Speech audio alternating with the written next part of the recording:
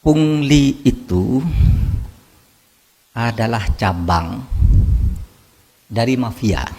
Cabang, bukan mafia itu sendiri. Kalau mafia itu ada pengaturan bersama yang jelas, itu mafia namanya. Seperti di Sisilia itu ada ketuanya, ada petugasnya, dan ada prosedurnya. Cara melakukan tugas begini. Tapi pungli itu bagian saja. Bahkan saya mengatakan pungli itu adalah bagian dari industri hukum. Industri hukum itu artinya hukum sebagai bahan mentah atau hukum sebagai hal yang sudah jadi diolah untuk dipermainkan. Itu namanya industri hukum. Misalnya industri hukum itu orang tidak salah dijadikan kambing hitam, dicari pasalnya, itu dicari pasalnya, ditekan sedemikian rupa, itu industri hukum.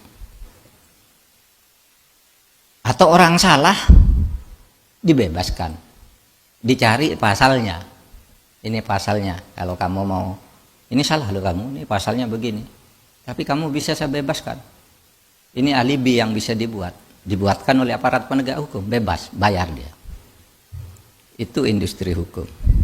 Saya pernah bercerita dan diceritain oleh sahabat saya Jaya Suprana. Katanya dia didatangi dulu nih, sekarang dan tidak ada, ya jangan takut. Dulu zaman-zaman Orde Baru masih sangat mencengkeram itu, dia didatangi oleh seseorang. Pak, mau ndak Bapak rumah yang di depan Bapak itu saya kasihkan kepada Bapak? Gimana caranya? Itu kan cuma dekat nempel ke kantor saya, tapi itu rumahnya dia. Kalau Bapak mau kita bisa buatkan hukumnya. Itu namanya industri hukum. Gimana caranya? Laporkan bahwa dia nyerobot tanah Bapak, nanti kita buat buktinya lah, atur dengan polisi, atur dengan BPN, atur dengan ini, jadi Pak. Itu industri hukum. Bukan hukum perindustrian tuh, bukan hukum industri. Kalau hukum industri itu enak, gampang, tapi industri hukum. Dan orang bisa punya 1000 akal untuk melakukan itu.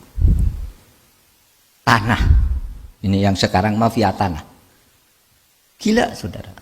Itu yang dikritik oleh Anwar Abbas bahwa ada ketimpangan kepemilikan tanah. Itu ya betul. Tetapi itu yang legal yang disebut itu. Artinya negara memberi secara resmi cuma tidak adil.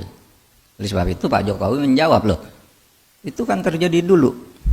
Sekarang kita wajib melanjutkan karena sudah diberikan secara sah. Berdasar hukum, keputusan pemerintah yang diberi secara sah atau dilakukan perjanjian secara sah itu tidak bisa dibatalkan sepihak oleh negara. Nah itu